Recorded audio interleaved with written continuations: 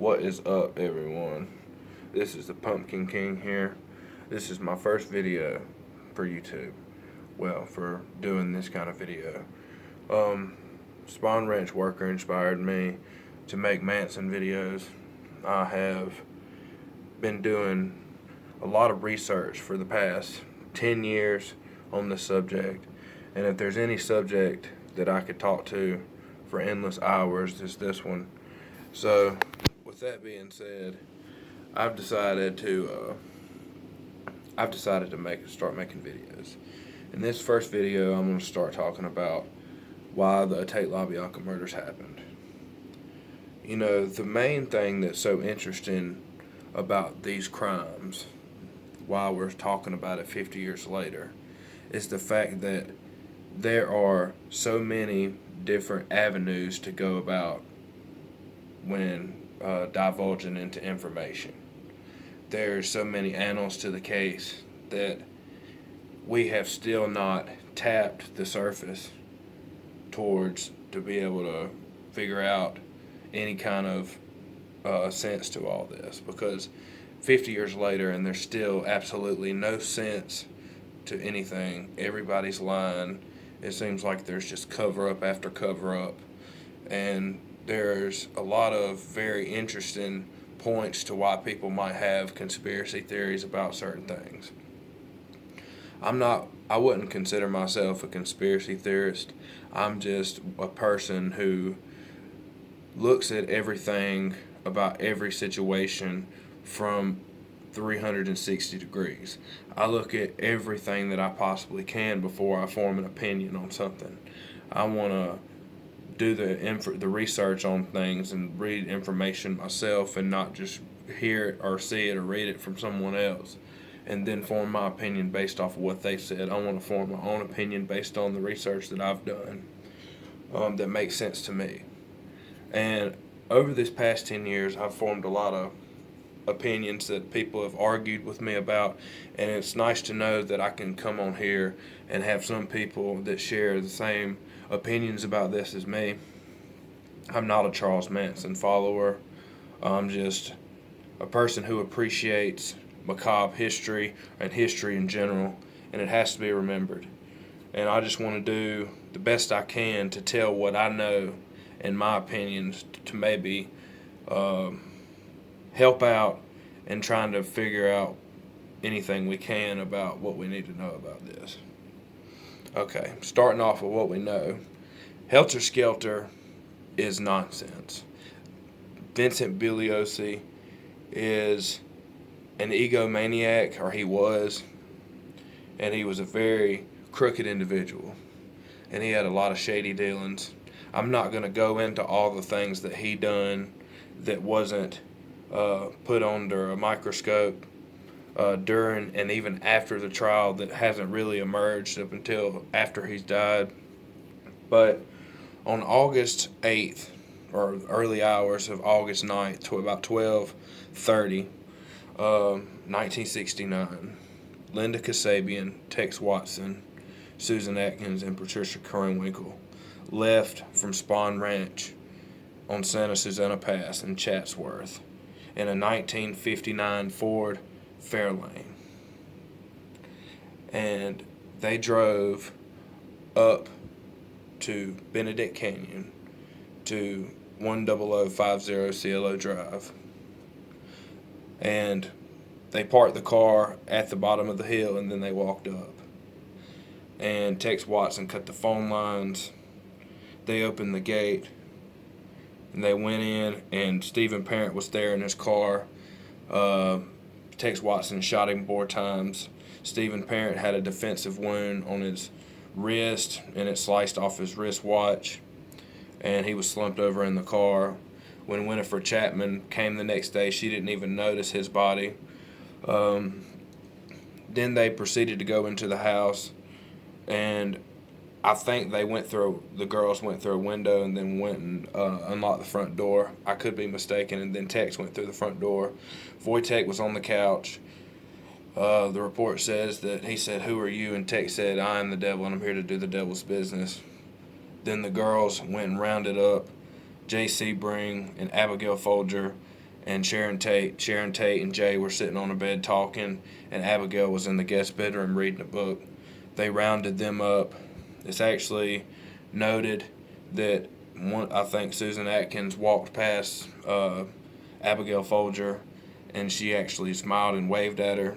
There was always guests going on at the house, and hell, they could have been at the house before on drug deals. We're going to get into that.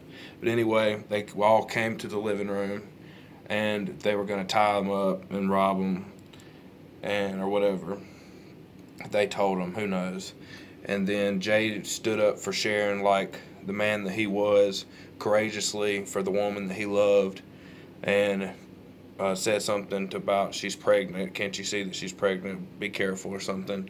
And he was shot. He was stabbed 7 times. He was kicked in the face a bunch of times. He couldn't even really tell. It was him, J. Sebring, when he was, after they found his body. Then Wojtek and Abigail Folger started, all hell broke loose, and they started going through different exits of the house. Tex chases down Wojtek Frykowski, stabbed 51 times, 13 blunt force trauma and laceration, 2 gunshot wounds. All the brunt of the injuries were bestowed upon Wojtek Frykowski, and for good reason. He was a very shady character, based on a lot of resources. He was in a lot of drug dealing. If I can start talking, he was a drug dealer, and he was starting to sell ecstasy, MDMA. Him and J. Sebring was using his hair salon to sell drugs. Anyway, Patricia Krenwinkel chased down Abigail Folger, stabbed her. I think she was stabbed 28 times. It's reported that she said, "I'm already dead," and then she stabbed her. And then later that night, Patricia Krenwinkel complained about her hand was hurting because of this. When she stabbed Abigail Folger, the knife was hitting the bone. And her dress was actually white, but all the blood, she bled so much that her dress turned red, and it was hard for the officers to be able to indicate what color it was when they found her body on the lawn. It's reported that Sharon was last to die in the living room, but who knows? I don't think that's the case. I don't think it's that climactic like everybody wants it to be. It might sound like I have no feeling towards these people at all, but I do. I think it's a shame that someone and everyone gets remembered for something that's so ugly, including Sharon, when they might have been beautiful people. I know that based on what I saw, Sharon was a very beautiful person inside and out, and it's just a shame that she is remembered for something that is just so ugly that was done to her, when she could have been remembered for something else. But she wasn't the perfect flower child of the 60s, the epitome of that generation. She was into a lot of shady things with Roman Polanski and with other people along the way, but we'll get into that at a later time. She was stabbed 16 times. She had a rope around her neck, around the banister that was tied to J. Sebring. They had pillowcases over their heads. It's reported that Susan Atkins stabbed her, but then this went back and forth over the years between Tex saying that he did it, or people saying that Tex did it, and Susan Atkins saying that she did it. Who knows? But Susan Atkins said that she told Sharon Tate when she begged to have her baby, to let her live so she could have her baby, "Look, bitch, have no mercy." And all the information that I'm pretty much telling you is coming out of Helter Skelter. And other than these very small details like that, there's not anything else to discredit it, really. I mean, it's just little tidbits of knowledge that I'm just going to throw in here, because everybody needs to be well-rounded in everything that is said. I've got a lot of books over here from different perspectives that talk about everything. And right now, we're just talking about this right here, this nonsense. But it gives you a pretty good, you need to read that first. It gives you a very good basis to start from so you can learn what's not true afterwards. But anyway, Sharon was killed. It's reported that they said Charlie make it look witchy. Charlie didn't actually say anything to the girls. They just said, go do what Tex says. Who knows? I would love to know the conversation that him and Tex actually had.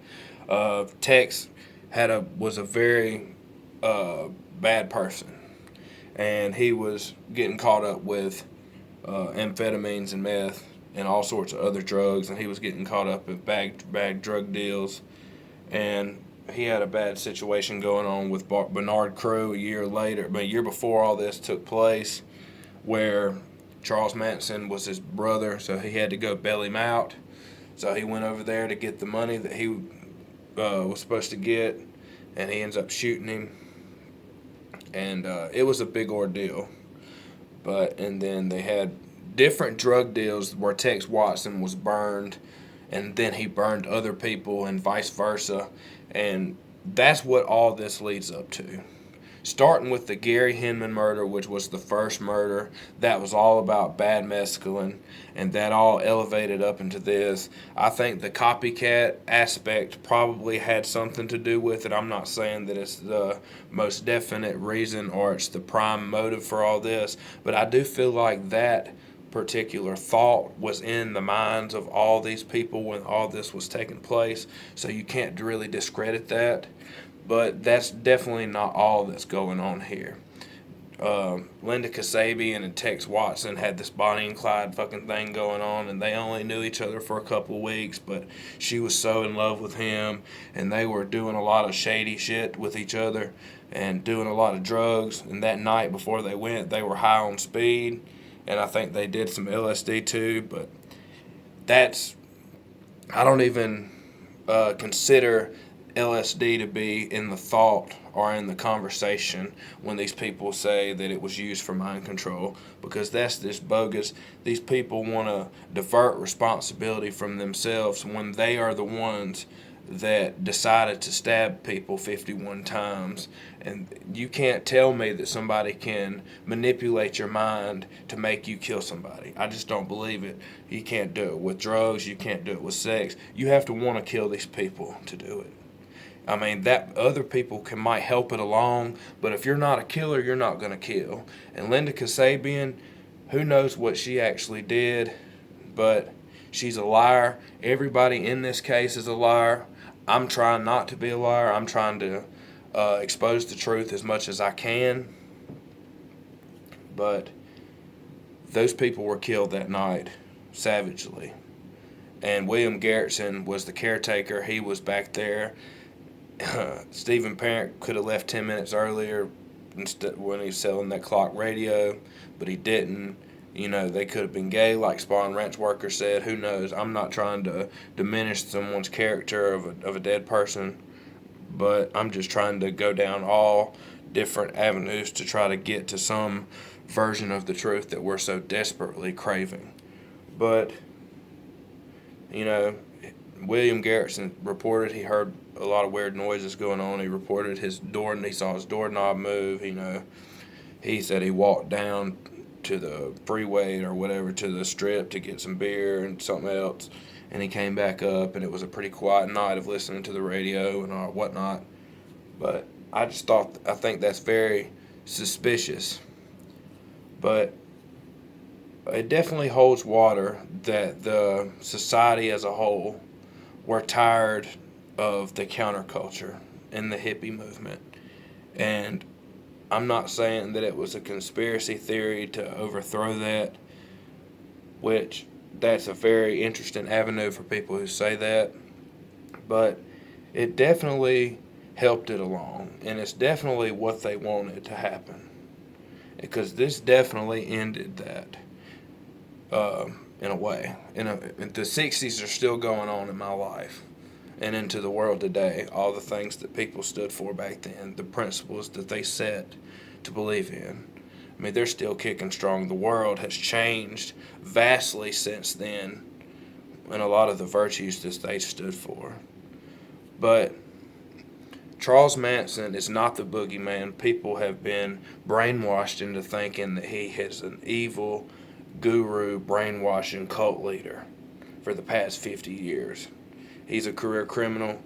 He's a very good, articulate person in times. I think he is all the time. I agree with him about a lot of stuff. I'm not his follower, but he was done wrong countless times, and he shouldn't have went to prison for something that other people did. And all these years, people want to blame Charles Manson when it's actually the Tex Watson murders. Tex Watson is the one who killed all these people, along with Susan Atkins, Patricia Krenwinkel, Linda Kasabian, Leslie Van Houten, Bobby Beausoleil, and all the others. But we're going to get to the other murders next video. I appreciate y'all. Y'all peace out, and y'all subscribe and like, please. Share my video. I'm going to do my best to get y'all the truth and to go over books and movies. I'll be talking about the LaBiancas next time. I'm sorry I kept looking forward, not the camera. Peace out, y'all.